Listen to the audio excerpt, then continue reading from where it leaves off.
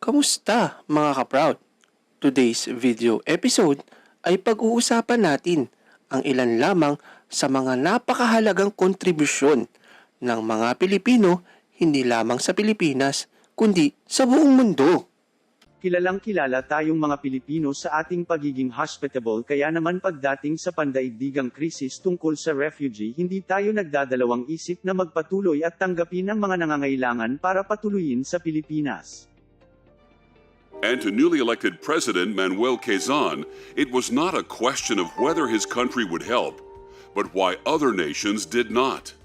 When you saw how the doors were basically closed to all of us except the Philippines, and how the Filipino people are a very warm people.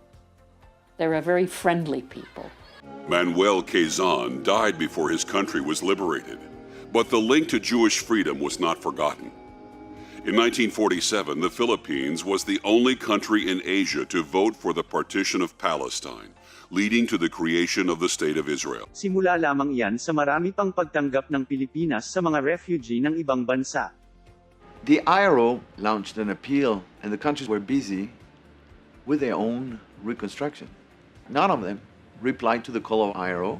In this very, very remote corner of Asia, the only country who replied to the call of IRO was the Philippines. Ang pahayag na iyan ay patungkol sa pagkupkup ng Pilipinas sa mga displaced Russian sa panahon ng communist movement. To appreciate the political significance of such an act by the Philippines under the leadership of President Quirino, who grant asylum to a group of people in need of international protection. That is remarkable. Tumanggap din tayo noon ng mga refugee mula sa ating kalapit bansa na Vietnam. They built a Vietnamese village in the western island of Palawan before eventually resettling in other countries. Maging hanggang sa ngayon ay bukas pa din ang ating bansa sa mga nangangailangan. Iyan ay sa kabila ng sarili na rin nating mga pangangailangan. I'm willing to accept refugees. Rohingyas? Yes. I will have. Pero hati-hati tayo sa Europe. We are the advanced party of the main group. I am the commander. I have with me some of the security elements who are medical specialists also. I have doctors with me, dentists and engineers who will conduct initial planning on what we can do in East Timor. Tama ang narinig mo kaProud, hindi lamang tayo basta nagpapatuloy ng mga refugee, bagkus minsan ay nagpapadala din tayo ng mga sundalo bilang pagtulong sa ibang mga bansa. Puspusan ang training ngayon ng mga Pinoy peacekeeper para mapaganda ng mga haraping hamon sa Haiti at sa Liberia. Nagtalunan pa nga namin ng misis ko yan dahil pinaliwanag ko sa kanya na part ng trabaho to. Kaya okay naman, naintindihan naman niya. So ano po naramdaman nila? Medyo malungkot, siyempre. Normal naman yun eh. Pero pinaliwanag ko sa kanya na pangalawang asawa ko lang siya. Kumbaga, first na ano ko is serbisyo. Yung sinumpaan mo na tungkulin. Kaya kahit na nasaan ka, saang lugar ka, mapa Philippines or other countries, kailangan mong gampanan kung ano yung tungkulin. Matagal kaming mawala sa pamilya. Okay na sana kung dito lang sa Pilipinas. Ibang bansa na po yun. Kailangan talaga po. Una-una po sa pera. May mga pagkakataon pa na buhay ng ating mga kababayan ang itinataya para sa kaligtasan ng ibang bansa. Kasi nga Pinoy lang malakas. Ikinuwento ng mga Pinoy peacekeepers sa isang video conference ang naging pagtakas nila mula sa mga rebelding Syrian sa Golan Heights. Alam ko naman yung tropa ko na magaling, well-trained, matalino, mahusay. Kaya kami nagtutulungan at saka yun, nalampasan namin yung pagsubok ngayon. Philippines is a third country to come to Korea and fifth country to send many soldiers to the Korean War. So we appreciate your country and we remember what you have done for us. At syempre baka walang K-pop kung wala ang malaking ambag ng mga veteranong Pilipinong sundalo sa Korean War, mga kaProud. Hindi man nila pinaglaban ang mga mamayang Pilipino sa Korean War. Matapang naman nilang tinanggap ang tungkulin. Bit-bit naman ang pangalan ng Pilipinas na magpahanggang ngayon umaani ng respeto sa mga dayuhan. May malaking parte din tayo sa edukasyon sapagkat ang kalidad at galing ng ating mga guro ay world-class at nakakapag-ambag ng malaki sa iba't ibang mga bansa. For the first time, in order to help fill hundreds of open teaching spots, APS has hired teachers from halfway around the world.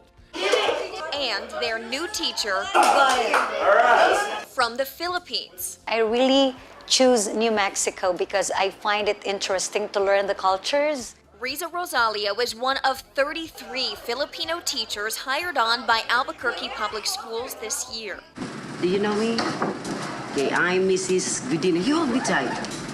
I'm Mrs. Godinez, your science teacher. Welcome to my room. Seat number 1. Good morning. Okay, I am Mrs. Godinez, your science teacher. You are in the good hands. Sa mga elementary at high school sa probinsya ng Chonburi, Rayong at mga katabi nitong lugar sa rehiyon ng Eastern Economic Corridor ng Thailand, matatalaga ang mga papalaring Pinoy English teacher. Goodbye, my teacher. Goodbye. Goodbye, my teacher. Goodbye, my friend. We'll see each other again. Don't worry,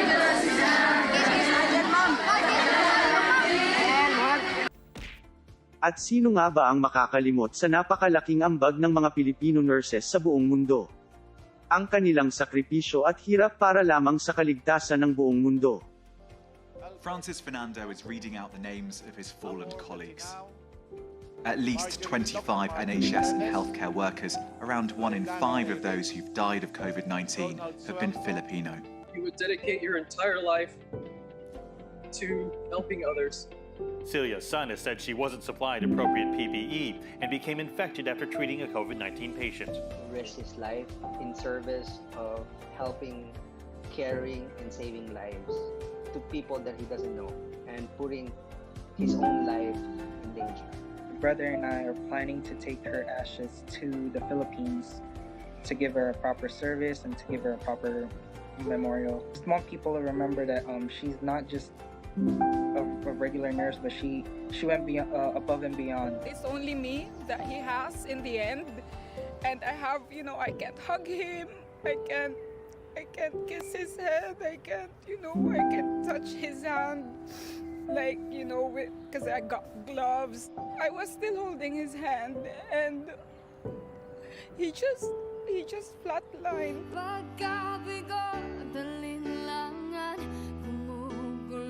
Sa isipan, mga pagsubok lamang yan. Huwag mong itigil ang laban, huwag mong isuko at iyong labanan.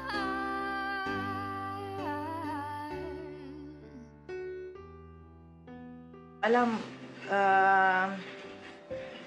lumalaban kami. There's no turning back anymore because we are already contaminated. We just hope that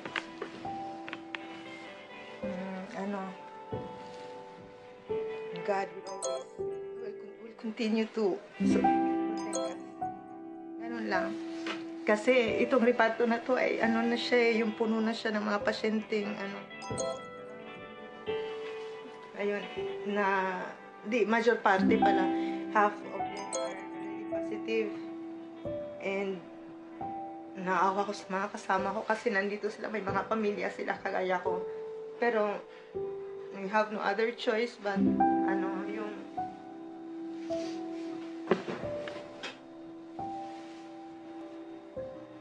wala, nandito kami. Mahirap.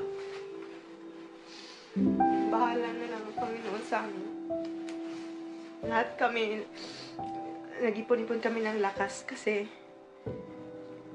if we're not going to do this, if we are turning our back from all these patients, I'm sure magkukrola yung sanita kasi Kahanga-hangang kabayanihan ang ipinakita ng ating mga kababayan noong panahon ng pandemya na tiyak na ikaw ay siguradong proud na proud. Hindi na, yung parang wala nang... Salamat sa panunood. Ikaw ano na ang naging ambag mo sa ikauunlad ng mundo kaProud?